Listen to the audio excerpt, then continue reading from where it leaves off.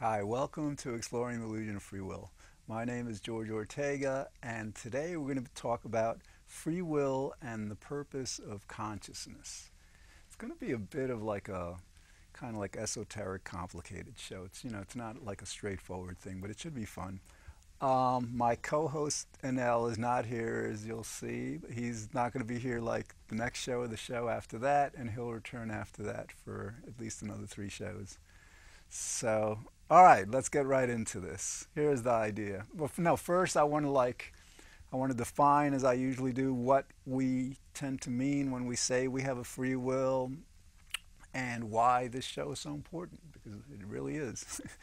um, okay, when we say we have a free will, we're saying that like what we do, think, say, feel is up to us. That nothing that's not in our control is either taking part in our decisions and acts and all, or actually deciding them completely for us, which is more the case. In terms of morality, if we had a free will, then that would mean that we would be fundamentally morally responsible. You know, we do something right, we receive credit, we're credit worthy. We do something wrong, we're blameworthy. But, you know, the idea is like, if we don't have free will, as we don't, then while we may want to, you know, quote unquote, hold ourselves accountable, you know, to uphold law and order, and, you know, just like to kind of like, you know, for example, like with crime and certain aspects of reality, you know, punishments are a deterrent, and rewards can kind of like motivate us to do better or right. So it's not like we do away with all these, but it's just important to understand that fundamentally, because we don't have free will, we're not morally responsible. You know, we're like robots, puppets. You know, we're manifesting the will of God or the universe. So, all right. So it's important to know that, because like if we know that, then like when we do something wrong or other people do something wrong, yeah, we'll have to address it in some way or another. But we would do so much more compassionately, much more intelligently, without the blame. You know, and when we, you know, when we do something good, then instead of getting boastful or prideful, we remain humble, you know, modest, just recognizing that like we're grateful for the opportunity to do what we did. Okay. And why is this show important? It's important because the whole world is completely out of, it's not our fault. It's not our fault, mind you, because we don't have a free will, but our whole world is completely out of its mind. I mean, like, this has been going on for millennia, you know, and it's not just limited to just like ordinary people. A lot of like ostensibly very, very intelligent people get this wrong. And interestingly, I'm learning about this. I'm reading a book called The Republican Brain, which is like, you know, a lot of people like climate change is like probably the most significant issue for the, you know, at least the next 5 decades. I mean, it's really serious. And about a third of our population that we kind of like self-identify as conservatives and Republicans, they can't believe it's happening. They don't believe it's happening. And you can't blame them. That's, you know, this book is going into the idea that like, you know, the way we're made up, our genes, our environment, it molds us to become who we are. And some of us just like are unable to kind of like accept certain kinds of ideas. So like with the free will thing, yeah, you've got some very, very smart people not understanding the fact that, you know, simple cause and effect, that if everything has a cause, then every decision has a cause, and there's a cause to that cause, and causes always go back in time, moment by moment. And so if you follow that chain of cause and effect back in time, you know, moment by moment, it goes to before we were born, before the planet was created. And that's a good way to understand why we don't have a free will. Today's show, though, because like it's free will and the purpose of consciousness. And the idea behind this is like, you know, sometimes psychologists, philosophers have a hard time kind of like understanding consciousness, because like we're supposed to be physical beings, you know, our brains are physical, our, you know, our bodies are physical, but consciousness, you know, seems not to be physical. And right there, you got to understand that, you know, according to astronomy, like 96% of the universe is like we're not aware of. You know, we know it's out there because, like, you know, gravity and certain other kind of like astronomical requirements, you know, say it is. Mathematically, it has to be there, but we just have never been able to detect it yet. So who knows? Consciousness may reside within that 96%, this dark matter, dark energy. But the other part of consciousness that that is very interesting is that a lot of psychologists, philosophers don't know why we have it. And this is really what this show is going to be about, because, like, you know, what I'm going to do right now is explain why we don't have free will, because everything we think, say, do, feel, whatever, decide is done at the level of our unconscious. And that, you know, once we explain that, then I'll go into like why we, you know, why we actually have a consciousness if everything that we're doing is actually happening at the level of the unconscious. All right, so here we go. Now this is like, all right, anytime we make a decision, that decision has to be based on data, on criteria, on things that we're going to decide on memories, okay? And like this stuff is not stored in our conscious mind, because like consciousness is really awareness, okay? Like think of consciousness as like, think of your brain as being completely unconscious, okay? It's just this unconscious part of you, and think of consciousness as the unconscious highlighting something, you know, highlighting a thought, a feeling, a memory, or directing its attention, let's say, to the outside world. Right now I'm looking at camera 3, okay? So I'm conscious of seeing the camera, okay? But again, it's like consciousness is only awareness. That's like a good way to understand how like we don't really consciously make any decisions. You know, we're just conscious of the decisions that our unconscious makes. All right, and I want to explain why this is, how this comes about. Okay.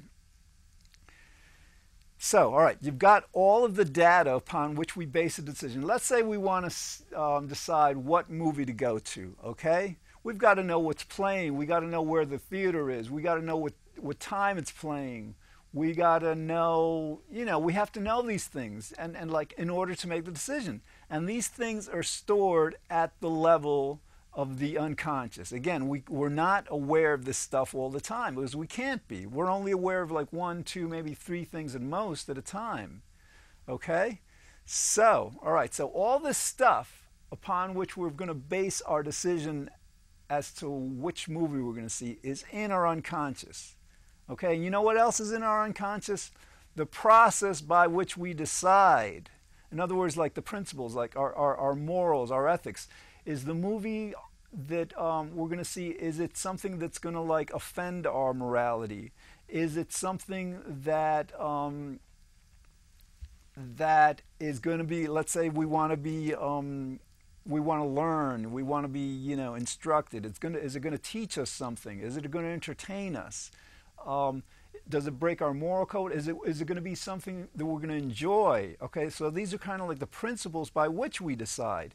And again, if you decide about, you know, this stuff isn't in our conscious mind either, okay? Because again, you're not really conscious of this stuff. I mean, you know, it kind of like once in a while it can become conscious, but in general, there's more than one criteria, more than one principle, and more than one. And it's the process. It's not just the principles by which we decide. So you've got the data, you've got the principles, and you've got the process. The process is the weighing, you know, like, all right, I may enjoy this movie, but it's got an actor in it that I don't necessarily like so much, whereas like the other movie has a theme that I think I would not prefer as much, but it's got a actor that I would enjoy more. So you've got this, you know, these like you're weighing the pros and cons. And again, this process of deciding is at the level of the unconscious. Now, how do we know that it's at the level? Well, we know that it's at the level of unconscious because we're not conscious of it. Now, why do we know that we don't consciously make decisions? Okay, think about it. If the data upon which we're making the decision, the principles upon which we're making the decision, and the processes by which we're making the decision is all at the level of the unconscious. And by definition, we're not even aware of it consciously until, you know, our unconscious makes us aware. Awareness, remember, not decision making. That's why our decisions are made at the level of the unconscious, and that's why we don't consciously decide anything. Okay, so what's happening? What's happening is, like, we decide what movie to go to, and our unconscious, again, the part of our mind we're not even aware of until it makes us aware. You know, usually makes us aware of what it's come up with. It doesn't make us generally aware of the decision-making process and all this stuff. But until we become aware of it, we're not aware, and so that the decision is made at the level of the unconscious, and that's why we don't have a free will, because we're not. Not only do we not have control over the unconscious in real time, because we can control it, you know, like over time if it allows us to, but we're not even aware of the unconscious. That's why, again, they call it the unconscious. So we understand now, you know, why we don't have a free will, because all our decisions are made at the level of the unconscious. Okay, now here's the thing.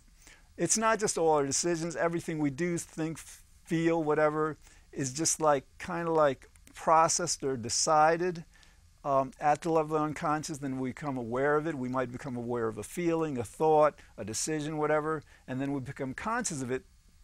So the idea is, like, you know, the question in psychology and philosophy that some have asked, well, if everything is happening at the level of the unconscious, I mean, and everything, then what's the purpose of consciousness? You know, so, like, in other words, if we're going to do what we're going to do and think what we're going to think and feel what we're going to feel, regardless of whether we're aware of it or not, because, again, it's all happening at the level of the unconscious, if all that's happening, you know, unawares, then why, you know, why is awareness necessary? And it's a good question. And I've got a meetup in Manhattan. We meet every month or so. The first Saturday of each month, 2 p.m. at the Sony Plaza, 550 Madison Avenue. You can join us through meetup.com. Anyway, so we were kind of like talking about this last couple of Saturdays ago, and it dawned on me, you know, because I'd never really thought about it before, and I know at least one reason. There may be another or a few other reasons for consciousness, and I really haven't researched it all that much, but here's the reason why we have consciousness. Again, because everything that we're deciding, thinking, feeling is at the level of unconscious. So why would we need consciousness? The reason we need consciousness is because, like, fine, everything might be happening at the level of my unconscious, but if we're going to communicate to other people, if we're going to have other people, like, know our thoughts, be aware of our thoughts, be aware of our feelings, our decisions, and all that stuff, then we have to be conscious of what's going on in their unconscious. We have to, at some point, because that's the only way that other people can be aware, in a sense. I mean, they can be aware, like, let's say with body language. I mean, you may not be aware of your body language, but that might communicate a certain kind of message to other people. There is, you know, other people can actually, you know, glean information from our unconscious, but to a great extent, and generally, you know, communication, talking, you know, communication in general requires consciousness, requires that we, you know, be conscious of what's going on in our unconscious, so that we can express what's going on in the unconscious to other people, and they can, you know, express their unconscious feelings, you know, and thoughts and decisions to us. And so that is the purpose of consciousness, communication. It's like so that you know, so that we have. You know, because I mean, if we were just one person, if the world was comprised of just one person, then I don't suppose consciousness would be necessary. But since we are, you know, many, many individuals, and we need to communicate for survival and for enjoyment and all that, you know, we need this consciousness. All right, so we're like halfway through this, and we did it. I mean, again, there may be other reasons why we have a consciousness, but again, since all of our decisions, feelings, thoughts, all that stuff is going on at the level of the unconscious, we really don't, to my thinking, need consciousness except for communicating, except for interacting with other people or the world in general, whatever. All right. So, okay. That's, hey, I'm looking at my my outline, and I've covered it all, and we've got like, about 11, 12 minutes left. So, you know what? I'm gonna segue into because I had 4 topics that I wanted to talk about today, and I decided on 3, and I didn't include one of them, but the one that I didn't include is one that's been on my mind recently because it's like, it's really surreal. It's a kind of like a surreal aspect of reality. So that's what I'm going to talk about for the next 11 minutes or so. And it's the idea that, okay, I equate God with the universe. If God is everything, then God is the universe. Okay, it's a simple, they're synonymous terms to me. Okay, so what happens is, all right, we can see our thoughts and feelings and all that stuff as operating as, oh no, all right, here I'm going to segue into this. All right, now as you recall, we just kind of like explored and explained why all of our decision making, all our acts and all occur at the level of the unconscious, right? Okay, now, and that refutes free will completely, again, because like free will requires conscious control of what we're doing for it to be freely willed. If we're not consciously controlling it, it can't be freely willed. But there's another reason why our unconscious decisions cannot be freely willed, is because these unconscious processes are also subject to causality, the law of cause and effect, what I began with, that like if we make a decision and it's made at the level of unconscious, fine, then there's a reason for it or a cause, and there's a cause to that and a cause to that. And the best way of understanding causality that I can think of, because like a lot of times people get caught up is like, well, what is the cause? Maybe there's more than one cause and all. The way to explain causality where there's only one cause to any kind of an act or decision you make is that the cause of your decision is the state of the universe at the moment prior to your decision. All right, now how does that work? Okay, go back to the Big Bang. The Big Bang is like empirically, scientifically, the beginning of our universe. Presumably, there was something before the Big Bang, but we don't have any way to access that information, at least now. Maybe eventually we will. But, so like what happens is the first moment of the Big Bang gives rise to, causes completely the second moment.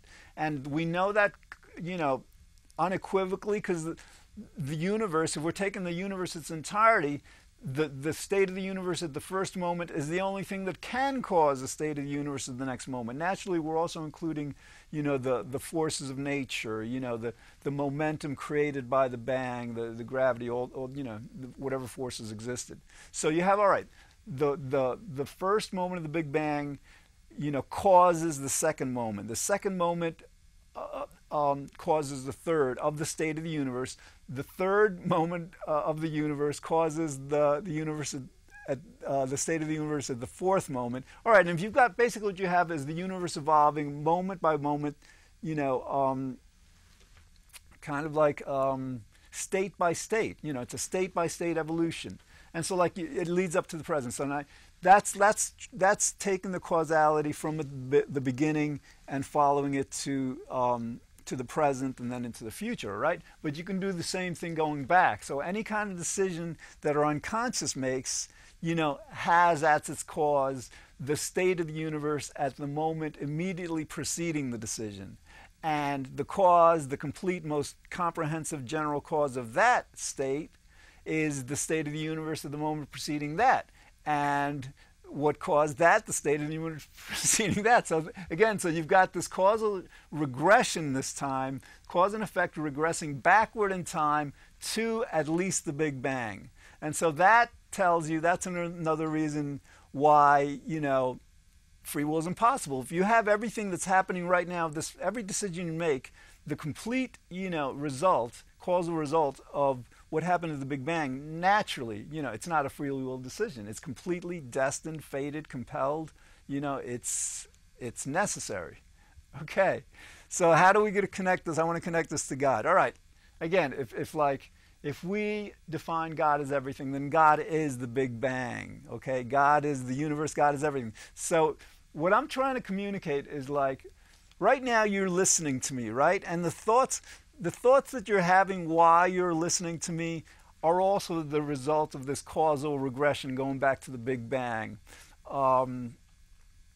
Basically, what we can say more clearly is like that any thought that you have and decision you make is actually God kind of like telling you what to think. You know, what I'm saying right now, God is telling me what to say. You know, nothing of what I'm saying is in any way up to me. I'm just like, again, we could see it causally through the Big Bang, but we can see it in terms of God. If God is the Big Bang, God is actually the causal force of everything that happens. All right, so the cool thing about that is God is everything. It's like, you know, if I'm talking and you're listening and you're having thoughts, it's God talking to God. In other words, God is all there is, okay?